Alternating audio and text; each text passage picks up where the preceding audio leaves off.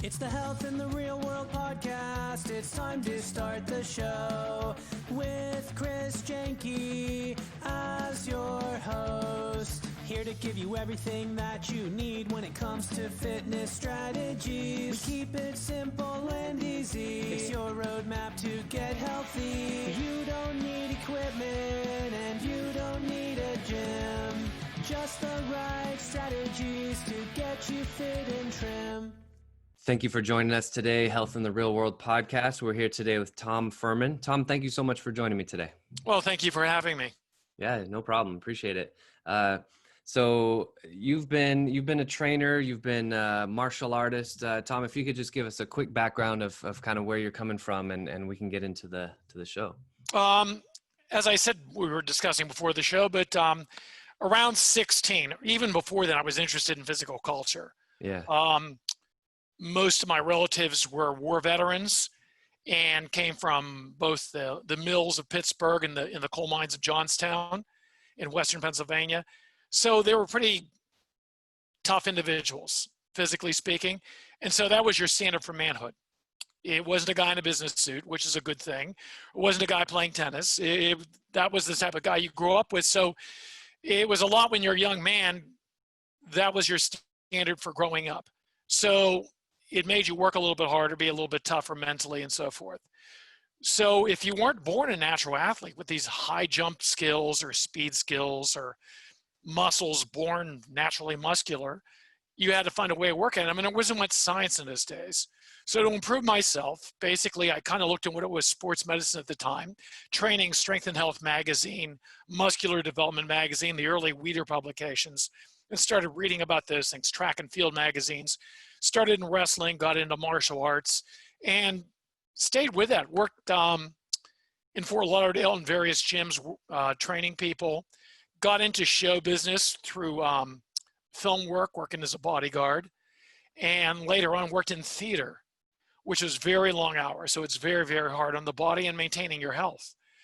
But maintained my interest throughout. And about 2000, 2002, I started converting to training people online, in person, and so forth. And about 2005, I produced 2 DVDs on training and converted full-time, I'd say around 2008. Great. And that meant training people in person, but then I slowly saw the value of training people online. You could train far more people. They could reread what you wanted them to do. It isn't like you gave them a workout and you said, well, I can't be there. Well, what do? You're always here. Well, it's written now. Do this workout. And I found it be more successful and more result producing to do it online, as people are doing now with COVID, than in person. Of course, instruction is best in person. Yes. But if they know what they're doing, they've been training for years, but they have exercise ADD, where they're changing week to week and month to month, it's a different thing. Getting someone like me to sort it out and be objective is really going to help them. Absolutely. Yeah. So what would you tell somebody who's just starting out? Let's say they have very little to no experience in the health and fitness world. What are some of the foundational steps that you recommend people take, like first, second, third step? Understanding physics. It sounds stupid, but like basic physiology, basic health, basic physics escapes most adults. They could run a corporation. They could be dealing in $1 million real estate. They could be managing other people's money, but the physics escapes them. You say, oh, I've done everything and I can't lose weight. You and I both know that's a lie. It's a lie. You put you in a prison camp, you will lose weight. Why? Right. They limit your calories. Right. You're not at a smorgasbord choosing what to eat. They're choosing 2 bowls of rice a day. Right. Okay? It's real simple. You're not going to be in good health, but you're going to lose weight. You could look at a very muscular person in a magazine. The byproducts of that are an insane drive, proper genetics, and drugs. That is how they got to that position. So they look at that and they go, oh, I don't want to lift weights. I don't want to work out. I don't want to look like that. So I want nicely. You're talking about the huge, like beyond massive. Even anything. You just see a woman with a 6-pack because she's abnormally lean for a photo shoot, which would probably be leaner than should normally be day to day. And a woman will see that and say, oh, I think that's ugly. Well, I mean, it's subjective. I don't want to get into name calling, body shaming, but they're probably never going to get there. So having very realistic expectations about what is achievable over a time frame, as opposed to maybe looking at those magazines and right, exactly. Because I think on Instagram I saw it was a guy's legs, huge jacked legs. Could have been a bodybuilder, could have been a sprint bicyclist who have even bigger legs. And someone said, oh, that's gross. A woman, let's just be blunt. Well, I'm like, well, if it was someone who was morbidly obese, would that be gross too? It's objective. If they were underweight near starvation, would that be gross? It's kind of like, you have to have realistic expectations. You have to understand physics. You have to understand health. A cornerstone I always present in health is mobility. Mm-hmm. If a tiger has a broken leg and cannot hunt, it will die. Yeah. If a rabbit has a broken leg, it will be eaten. It will die. Okay? If humans have a broken leg, we're compassionate species. You get wheelchairs, you get walkers, you get crutches, you can get around, people feed you. You can lay in bed all day and get up to 1,000 pounds. We're compassionate species. But mobility is the basis of health. Can you move? The quality of your life changes when you can't get off that couch. You have to use crutches, walker, wheelchair. Quality of life changes dramatically. Usually goes down.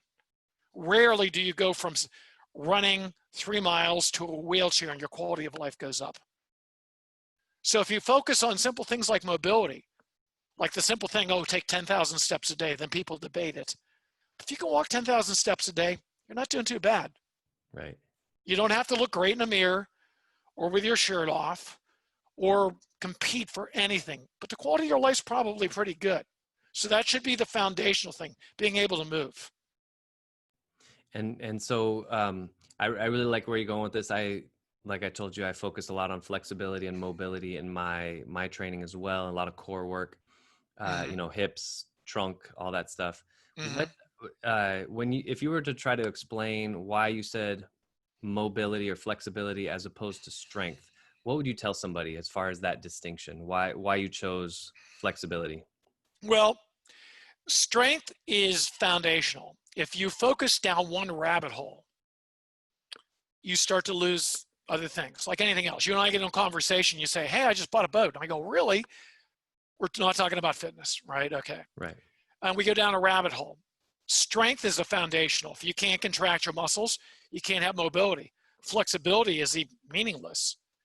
But we start gaining strength from the time we're 0, birth, up until 20, 30, we're maximum strength. You look at, I'm in a fight game, so I look at fighters around 30, they're at their prime. Okay. If they can't mobilize that strength, or that strength cannot endure, then they're going downhill. Everybody could use more strength. So it's like 3 legs to a chair. You have mobility or flexibility, which are 2 different things. You have endurance and you have strength. You take any one leg off that stool, very hard to sit on that stool. So I say mobility in a way is people will have enough strength to move around. Get up from a chair, maybe it's hard. Walk across the parking lot, but they park closer and closer. Lots of people get disabled stickers. They don't look disabled to me. Use those scooters at Walmart. They don't look so bad. But the aches and pains, the moving, the getting up gets harder and harder. They have their foot on their brake, so to speak. So when we speak about mobility, it's ease of movement. Whatever strength you have left, you don't want to have the brakes on. And lack of mobility does that. When you can't do it long, you have to stop to rest. That would be a lack of endurance, general cardiovascular endurance. There's very specific muscular endurance, and that's specific to task. And we'll see certain fitness types really focus on that. And sometimes it's not transferable. Sometimes it is, sometimes it isn't. Yeah. But generally speaking, doing 100 burpees is very specific to that. It's general cardio if it lasts 20 minutes or so. It's not bad. But then you put them in a rock climbing wall and their hands get tired. So it's very specific to task. I like what you said about it. It kind of seems like you're saying that most people have at least a baseline amount of strength to be able to perform their day-to-day activities. Mm.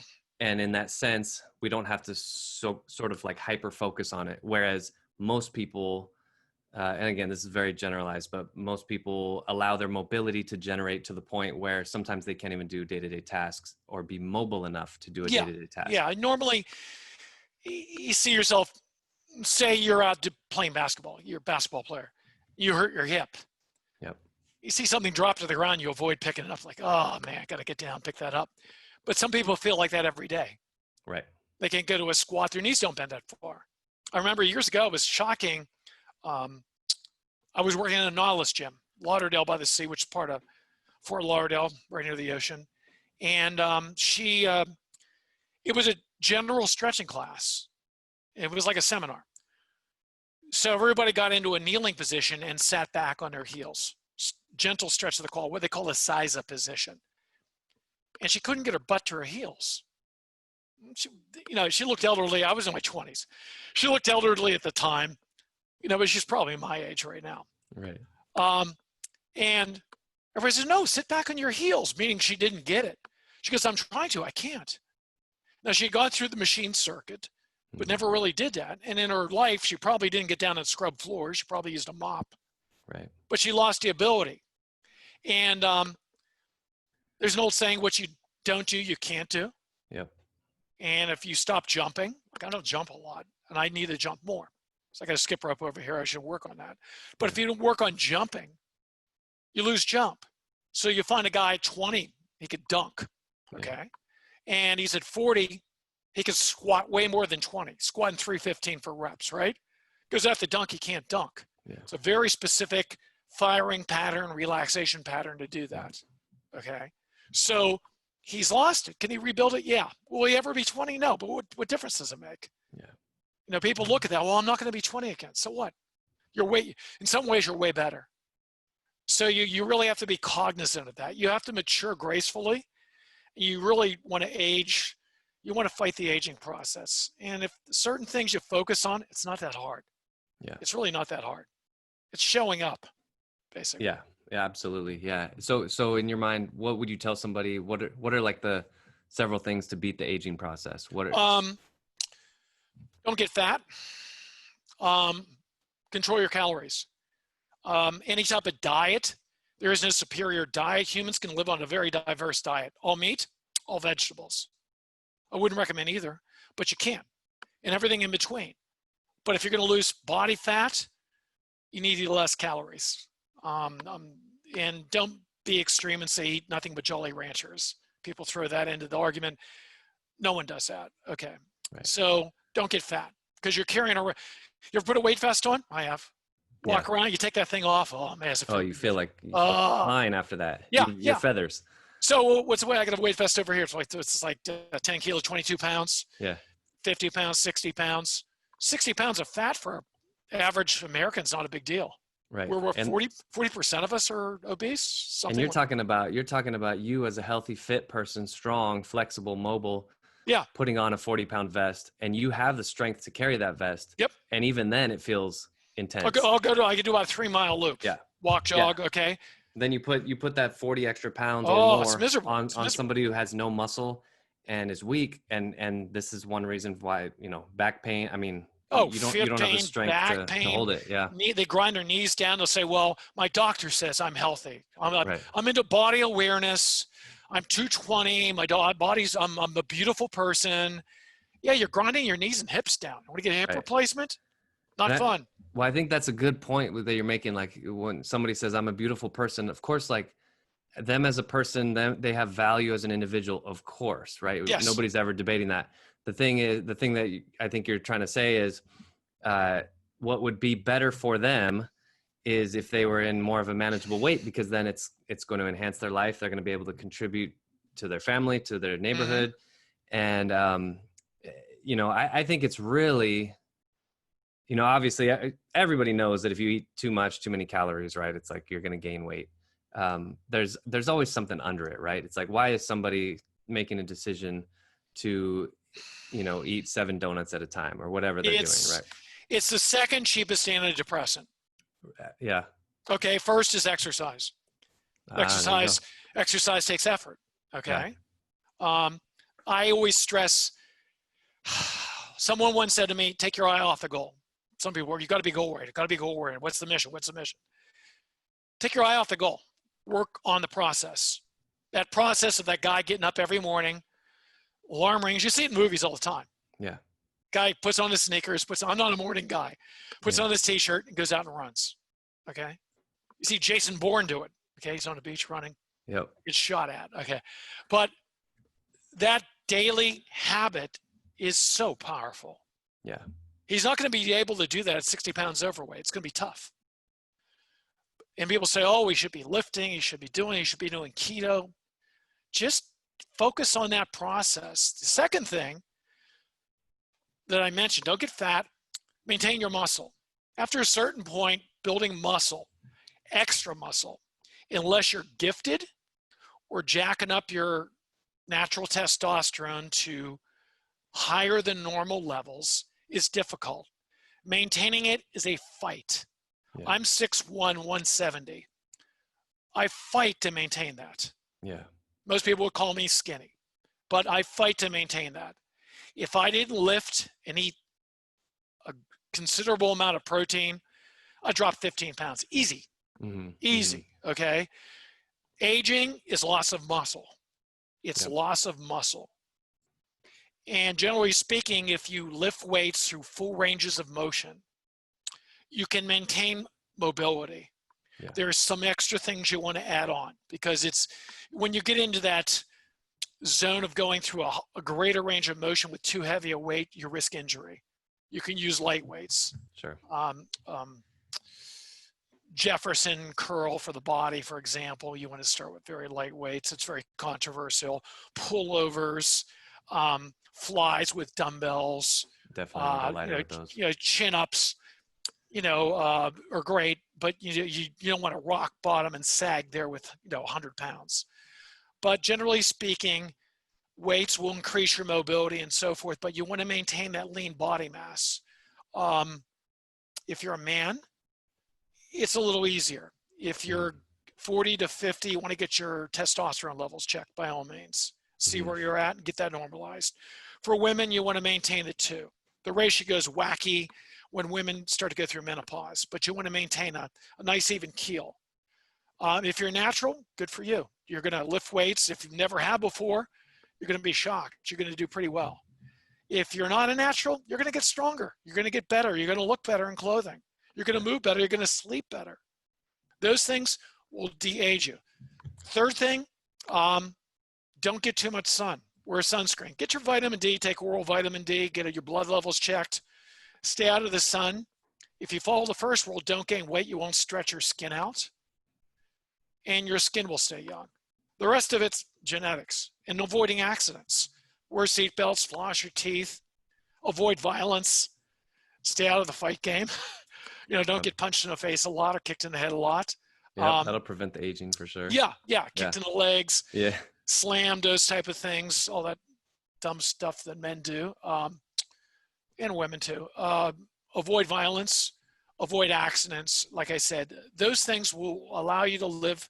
And then the genetic thing. Genetics isn't everything. Right. You have all my relatives lived to 100. You drink yourself to death. All my relatives lived to 100. You smoke yourself to death. Okay. Will you be more resilient to smoking? Yeah, sure. Is it a good habit? No, it'll kill everyone around you. Okay. So that's a lose-lose. Yep. But I would say don't get fat, maintain muscle strength, increase cardiovascular general endurance specific to tasks. That could be walking, rowing, biking, running, swimming, machines in the gym, ellipticals, things like that. You may want to take the stress off your joints. If you're getting a late start in life, take the stress off the joints.